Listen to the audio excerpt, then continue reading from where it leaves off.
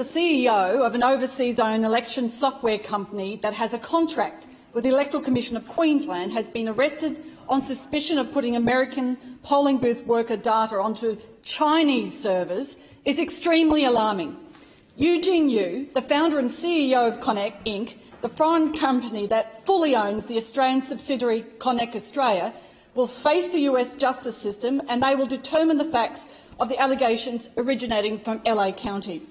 Regardless of the outcomes in the USA, my concerns are with the sovereign capability, security and procurement of the Queensland election management system, how this firm came to get a contract over local Australian suppliers and the unknown cost of the Konnech contract.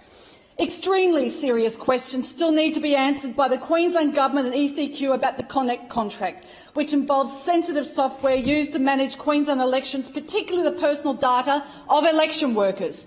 Eugene Yu tried to sue me for raising issues about Konnech and the procurement process, demanding an apology and compensation last year.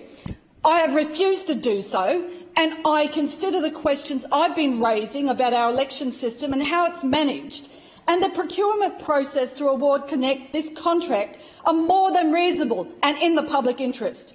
I believe these legal manoeuvres by Mr Yu are attempts to bully and gag an elected representative, and I'll continue to demand greater transparency and accountability, as well as security of our election system, so that citizens have more than just the word of the government to trust them.